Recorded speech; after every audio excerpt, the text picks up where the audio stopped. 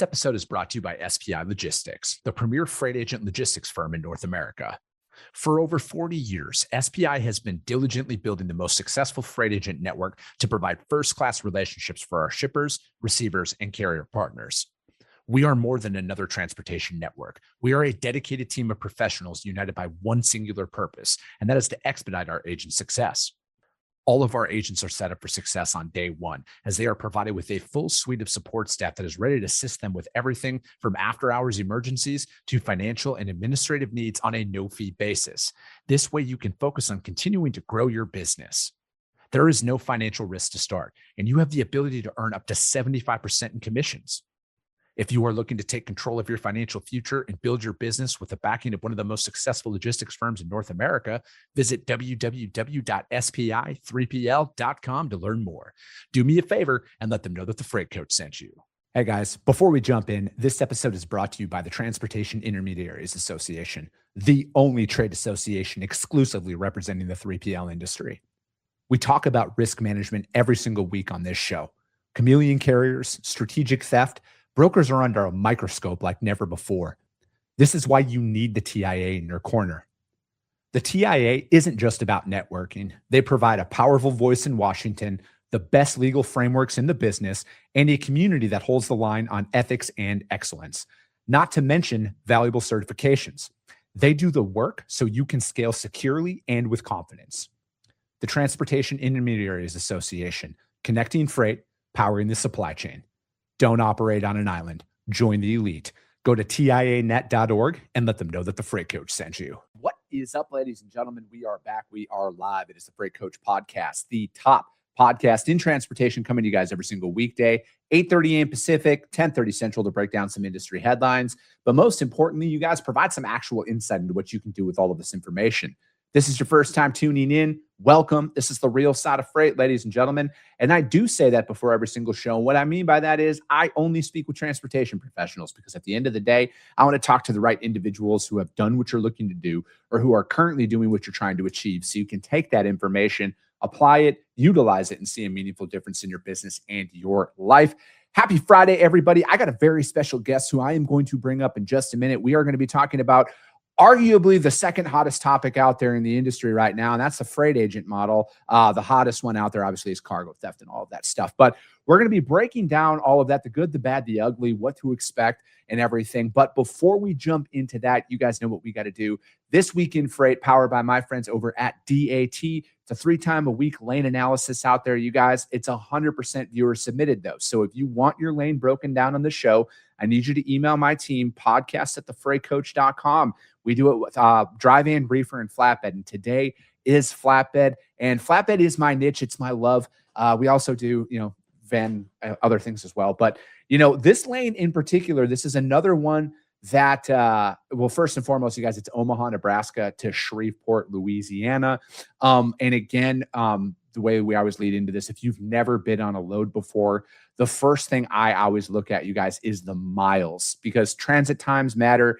Days of the week matter on when you're going to ship this out. This isn't necessarily the best Thursday to Monday or Friday to Monday lane. People want miles over the weekend.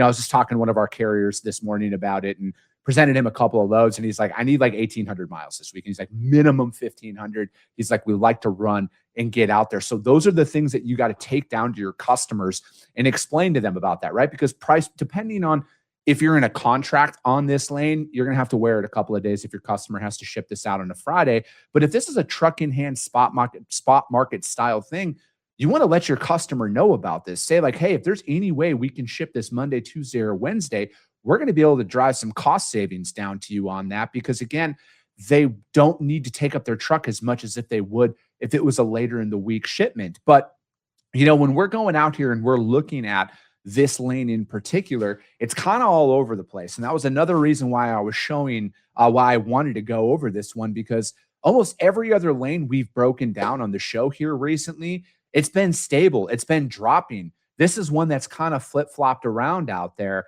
And, it's like when we're looking at this, though, I want you to pay attention to how it was performing in July, August, and September of 2025, and follow the trend line here.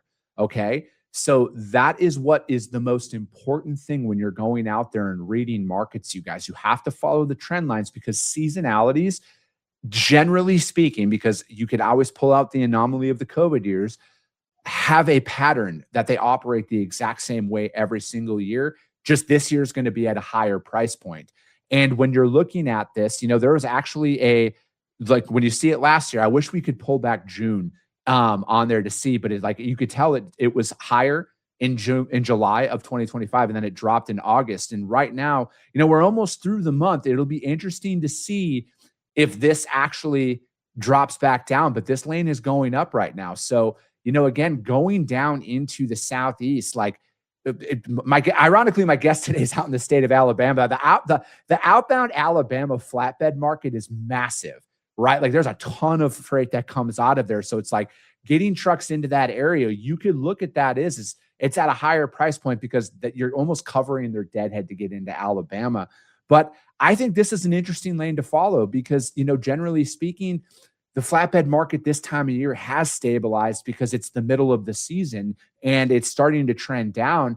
But again, I think this is an interesting one to see. I think like if you're in a truck in hand style situation, you're in a very strong position, spot market. But if you're in a contracted lane for this one, it's probably your margin's probably getting eaten up out here. And again, I would always want to talk to my customers about what day of the week that we can ship this out to try and bring some stability in there. But again, this is an interesting one to see. I don't have a ton of experience on this lane, so I can't sit here and tell you this is exactly what's going to happen out there. But pay attention to this, you guys. There is a lot of chatter also right now about, like capacity is starting to go away at a higher level than it was earlier this year. And it is due to the fact that the FMCSA and the DOT is continuing to enforce a lot of this stuff. So it could just affect certain pockets out there. But this one is, it's going to be an interesting one to see. It's definitely one to watch. And this is kind of the different response that I normally have on this one. And I'm glad whoever submitted it out there. Again, I think you're in a strong spot though, no matter what. But that is This Week in Freight powered by DAT. Again, you guys, if you want that lane broken down on the show, email my team, podcast@thefreightcoach.com. Now, let's get into the episode. That being said, you guys, I want to welcome my guest, Mr. Steve Monson, on the show today. Steve, thank you so much for taking the time to join me. Sorry to catch you right when you were drinking your water. No, you're good, man. Chris, glad to be here. No, I appreciate you reaching out to jump on the show. And, it's when you had sent over what you're working on now with everything, I knew you from just the recruiting world and seeing you posting out there. And I mean, you post a lot of good information. And, also our mutual friend, Dan Lindsay, and Levi and everything where, they're talking about the freight agent conference. I didn't even know you were associated with that until I saw that the other day. So before we get into everything that you got going on, man, how'd you get your start in all of this? What brought you into the industry? Well, I don't know if I should blame or thank my older brother for getting me into it 30 years ago, but graduated from college with a degree in hospitality. So, was in the restaurant management business and, love to eat, love to cook. So, the thing in that business, it's very transient. You move around a lot if you're good. Move around, open up new restaurants, things of that sort. And when I got engaged, I kind of realized that, hey, the restaurant business is it's nights, it's weekends, it's every major holiday. And I don't mind working hard, but I wanted to raise a family, put down my roots. So my brother, who had a pretty good sized brokerage, said, hey, why don't you come work for me? And so hung up my apron and went into the freight world, worked for him as basically an LC, onboarding carriers and claims. And one day kind of walked into the office to my manager and said, hey, I want to do what those guys are doing on the floor. That looks like fun. And man, it was just got a taste of it. Just, booking loads with two phones. There was no cordless Bluetooth headsets. It was literally corded phones and you got one in each ear. Man, it was just, boiler room mentality. It was a lot of fun. So I took it hook, line, and sinker. Dude, it's an addicting industry, right? Like I think the right people find this industry because I was just talking to a guy about this yesterday. He's going to be on the show next week. I'm like, if my job all day long was to stare at a spreadsheet, I would walk into oncoming traffic, walking on broken glass barefoot. I would rather do that than stare at a spreadsheet all day. Now, this industry is different every day. You never know what you're going to get. And that's the beauty of it. Yeah, no, I agree. And so what was it that how'd you go out on your own, man? Like, what was that moment? I always love asking entrepreneurs this. Like, what was it that you were like, I got to go out and try this for myself? Yeah, it was. I was running a brokerage down in Fort Lauderdale, and it was about an hour and a half commute each way, and it just really just started getting old. I had two small kids, and my wife was working retail at the time, and I'm just like, the drive just got old, and getting home, leaving at 6 o'clock in the morning, not getting home till 7:30, and I get a call from a guy, and he's like, "Hey, have you ever thought about being an agent? And we'll pay you 50-50." I'm like, "You're going to give me 50% of the margin?" Of course, I'm dating myself here. Yeah. But I was just like, wow, okay. So talked to the wife, and she's like, "Wait, you want to go 100% commission and we got two small kids? Are you high?" But I believed in myself, and made the jump, and man, it was a lot of fun. Just the freedom, the work-life balance. Obviously, financially, you can make real good money. So just always had a passion for the agent model since then. Yeah. No, I honestly didn't even know what it was up until, I mean, like I had heard of it kind of, you had some rumblings, but I never really looked into it until, early on when I was, creating content. I got invited out to the Armstrong user conference or the Armstrong agent conference in Charlotte. I connected with Brian Mann. Yeah. And, he was like, "Hey man, I just want you to come out and talk." He's like, "I just really like what you're doing from that side of the industry." And that was kind of like my first like experience around it. And then I met Mike Mikulik and James Lemon with SPI out at the TMSA user conference back in Orlando. And, they wanted to, advertise on the show. And I was like, man, and like, they had me like check out their tech stack. They had me check out everything. I'm like, this is a thing.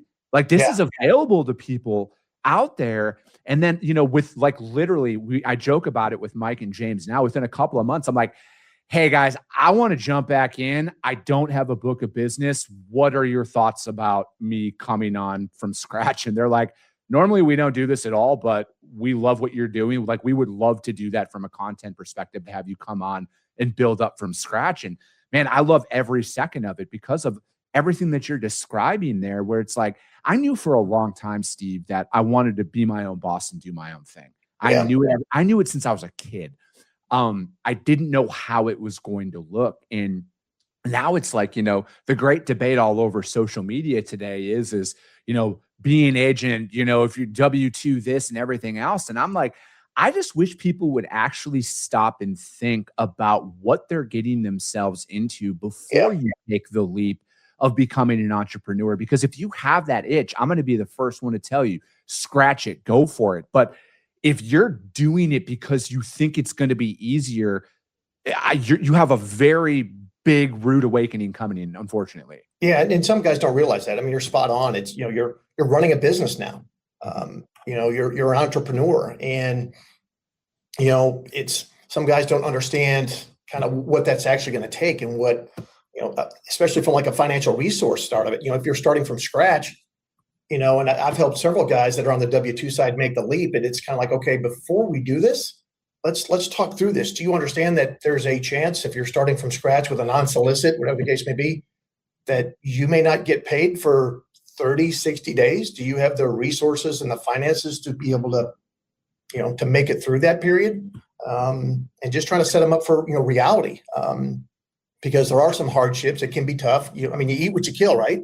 You move a lot of freight, you make a lot of money. You don't move much freight, you're going to starve. So obviously there's a lot of attractive things about it being, hey, I can work anywhere. I always said, hey, I could work in Key West as long as I got, Wi-Fi and cell phone service. I can sit in a hammock and book freight. And, that's great. But, it's especially when you start hiring folks, you start building your agency. I had a couple guys working for me. Okay, now I got payroll and things of that sort. It just it can be complex, but it's not for everybody. But if you got the drive, that entrepreneurial spirit, man, it's there's nothing else like it. How many people do you think are, and both roles are very, very valuable. I want to be abundantly clear about it. There's a different mentality to be a hunter as opposed to a farmer. And what I mean by that is how many people are account managers that have never grown a book of business, And then again, like, hey, they take that leap. That sounds great. But then there's a dip in their business and then they don't know what to do because they've never actually made a cold call before, right? Yeah. Yeah. No, they don't. And that's, there's a big difference between those two. I think you're spot on because, I talk in the executive recruiting space. I talk to a lot of folks and they claim to have, hey, I got a $10 million book, but you start digging and pulling back the layers of the onion and they're actually a farmer. They're not a hunter. So that's not really your business. And there's some folks that are afraid of the phone. They don't want to pick up and, smile and dial and, develop those relationships. It's nothing wrong with it. It's just a different skill set, right? I mean, you need hunters, you need farmers, you need carrier guys. Nothing wrong with any of the roles. It's just, you got to find out what's best for you and what you're good at. But, if you've got that outgoing mentality and you want to pick up the phone and, you can be aggressive, man, Agent Spot is a great place to go, but it's going to take a lot of work.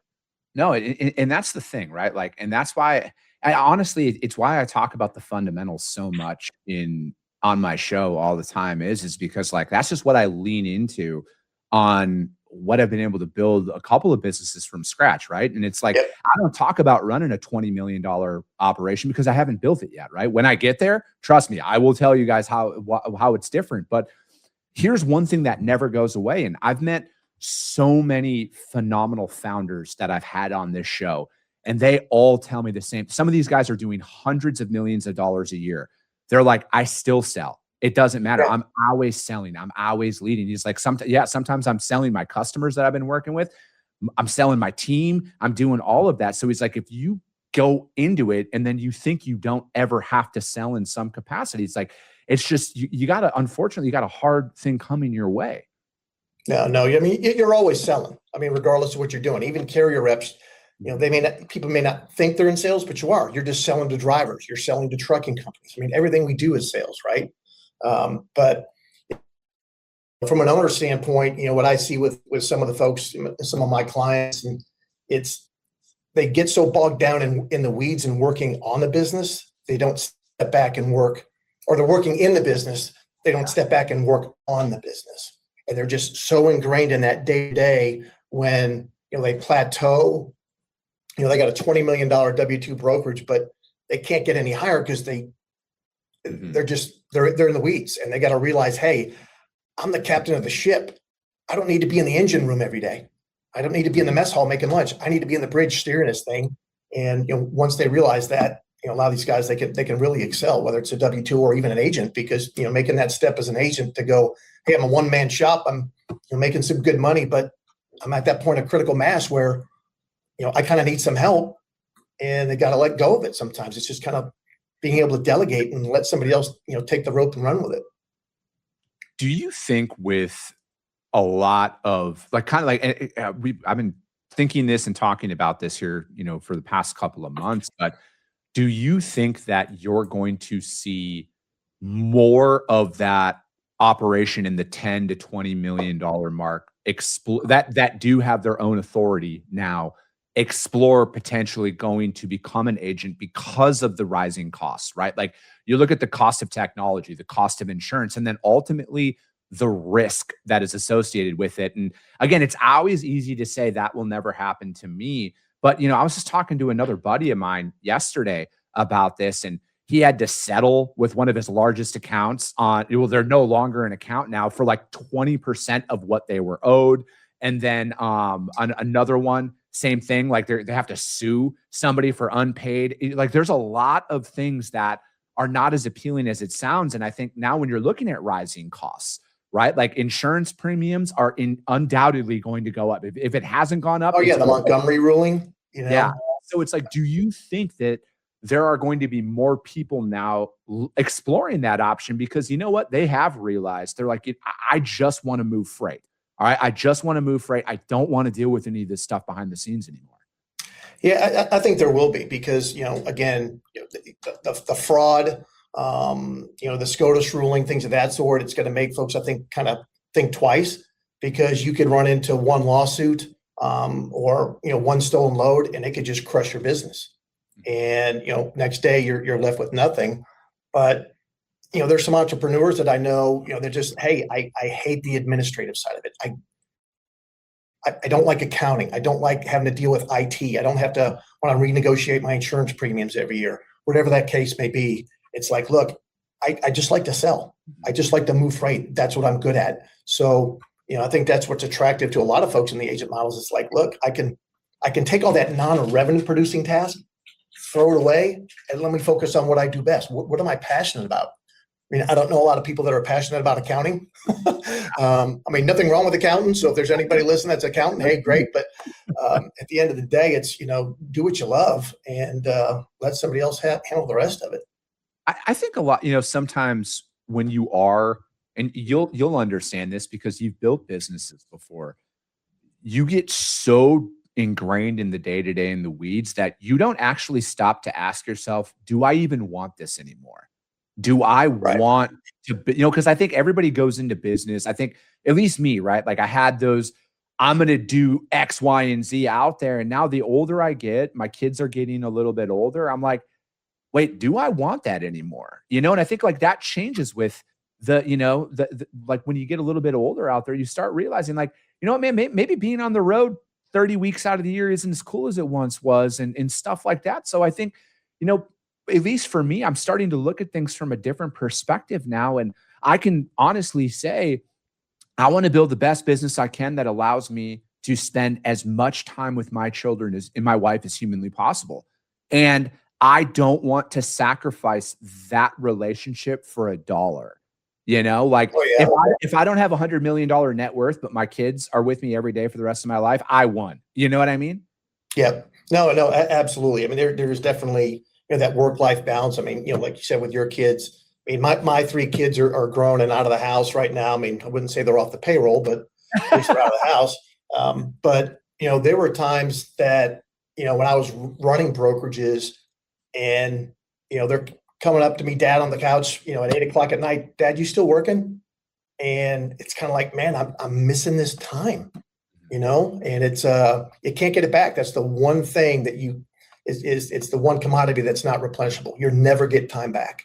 So, being able to spend that time with that family, and to me, it's so important. So, yeah. And that's one of those things that I've realized that I'm not willing to sacrifice. Like, there's going to be seasons, right? There's going to be seasons where, you know what, I'm going to have to travel a little bit. I'm going to have to be away from the house, but I'm not going to be willing to do that every single week. Like I was a couple of years ago, right? Where it was, man, I was out on the road there. At one point I was, 9 weeks straight. I was out on the road and, we had just bought a house, and my wife, being the rock star that she is, like did everything. And I remember coming home and I'm like, well, at least we got a nice house, right? Like I didn't know what the hell was going on. And, it's just kind of one of those things where it's like, in talking to some other people as well who've built businesses, like almost all of them, Steve, have that undertone of like, man, I would sacrifice kind of a lot of what I have now to get back what I missed out on.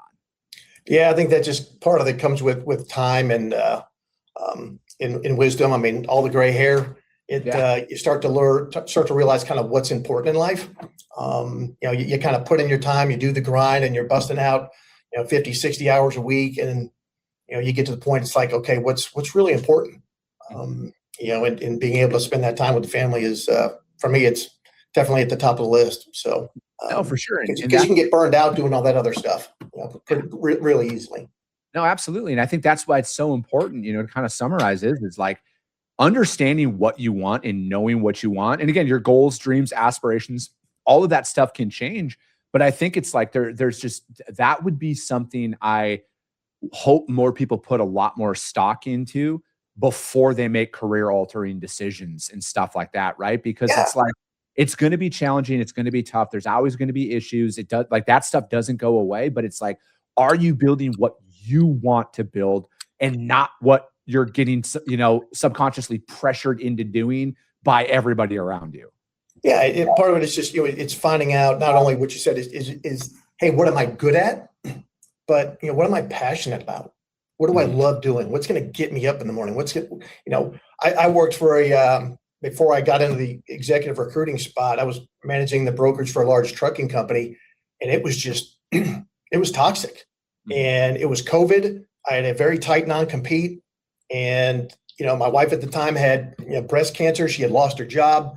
And I resigned my job because I'm like, this is not where I need to be. I don't know what I'm going to do because I have this non-compete, but it's realized like, this is not what I want. Yeah. And I'll find what I want. And part of that is going out and making it happen for yourself. No, I agree with that. So what are some of these things, now that you're on the executive recruiting side of things, like in building out and assessing agent models that are out there, and especially with the absolute onslaught of new ones that are popping up literally all the time out there, how do you set anybody up for success on like choosing the right one? And again, I'm a firm believer, if you sign your name on the paper, it's your own fault. Like, you got to do your research. But I also look at it is it's like, how do you help somebody, decipher what is in front of them?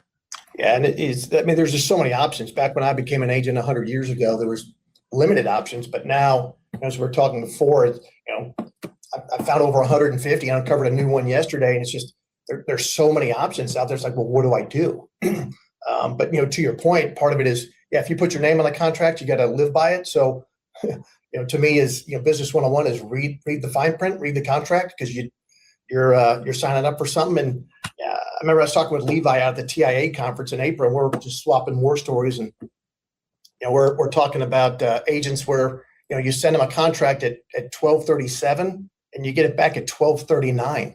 It's like, you didn't even read it. Yeah. And then they're complaining about, hey, these fees. Well, nobody told me about there was an escrow. I didn't realize I had this bad debt exposure. All these other things. And it's kind of like, well, didn't you read it? So it's really, what I've tried to do when I talk to these agents, it's not really about, what company they're going to. It's more about, what are you looking for? Mm-hmm. What's important to you? Tell me about your business, and let's help you find a match for your business, because every agent is different. And while all the agent programs are the same, when you start peeling back the layers of the onion, they're really different. So it's finding that good match. I've talked to some guys. It's amazing some of the reasons I hear why guys are making a move. One guy called me, wanted to make a move because the back office support was offshore. Mm. He's like, they don't know what I do. When I call corporate domestically, nobody answers the phone. He goes, so, I want to find a company that's got domestic back office support. Like, okay, well, that's unique. Talked to somebody the other day. It was very specific niche business that they were looking for. It was high value, had some high theft, very, very niche. And, hey, this is exactly what I'm looking for. And I kind of, equated to the car business. I mean, there's so many cars out there, right? Yeah. But somebody can tell you, hey, this is the best pickup truck in the planet. I mean, we've got great mileage. We got a great warranty. I mean, just look at this great pickup. And you're like, I'm not looking for a pickup. I'm looking for a convertible. Mm-hmm. So it's just really trying to find out, okay, what kind of car do you want? What's important to you? I mean, I think it's the same thing with the agent program. Do you want assets? Do you not want assets? What kind of mode do they specialize in? What's the support look like? Are they big? Are they small? What's that right size for you? What modes do they specialize in? And just find that good match. So yeah, I think the support thing is probably the most. Again, my experiences with SPI. I love SPI. I'm not going anywhere from SPI, but from what I've heard out there, again, when you're on social media like I am, you hear a lot. I don't pay attention to a lot of the stuff, Steve, because it's like, I think mostly it's a lot of people just bitching more than anything. Yeah. But the support aspect of it, and that I think that is the first thing people should be asking about, because when you're going out there and your book of business, for example, like with us, we move a lot of high value cargo. Okay. Yeah. Like we move a lot of it. And our back office support, like we get riders within like minutes, like we get responses within minutes. We can actually operate where it's like our specific office, my book of business, we're not a couple $100 million operation, but guess what? We get to pack the punch of a couple $100 million operation because of the infrastructure that is behind the scenes. So it's like, right. I don't have to worry about any new business that I develop about getting into any situation where it's like, yeah, I know you're at the finish line, but we're not willing to invest in that because the investment's already been made, right? Like it's like we can turn on that stuff right away. And I think that's what people should be asking about, because it's like splits. Yeah, don't get me wrong. Splits are cool. But just because you might have a 80-20 or I'm throwing numbers out there. That doesn't mean that that actually means 80-20 or 90-10. What does your exposure look like out there? Right. Yeah. Because I mean, the truth is, if you want a 90-10 split, I can get it to you tomorrow. I'll open up a brokerage and give you a 90-10. But I'll tell you what, my tech platform will probably be an Excel spreadsheet. I'm not going to pay the carrier for 60 days. And when you call me, nobody's going to answer the phone, and I'm going to nickel and dime you with fees on the back end. So it's all smoke and mirrors. I think, you really got to look at what am I getting for the price, and to your point, support. That's the one thing, Chris, that's really hard to quantify. But, as an agent, I'd be asking, the company, hey, so what's your retention rate like? What's the turnover? If they're churning a lot of agents, what does that tell you? But if they have a long-standing tenure with agents, okay, that means they're treating people right, because it's little things like, just being able to pick up the phone. Is somebody going to answer the phone at 2 a.m., when an agent calls, says, hey, I need an EFS check for a lumper? Are you going to answer the phone, or they got to wait till 8 a.m.? I've done that myself. I've answered those calls. I'm like, all right, give me 15 minutes. Let me wake up, get at my laptop, and I'll get it to you. But it's also, are you just talking to a support team? Are you talking to the owners? Because I actually talked to a couple of guys about a week or so ago. And they're like, they don't even know who I am. I never talked to the leadership. And literally, they only talk to the top 25 or the top 50 agents. Everybody else is just noise. So they could care less. And I'm not an $8 million agent, but they could care less because I'm not in the top 25 or the top 50. And, to your point earlier, the good programs will treat you like a customer. Yes. And, I know some owners, they literally will go out and they're making sales calls with their agents. Yeah. It's that intimate, hands-on approach. I think that the leadership can take to really set themselves apart.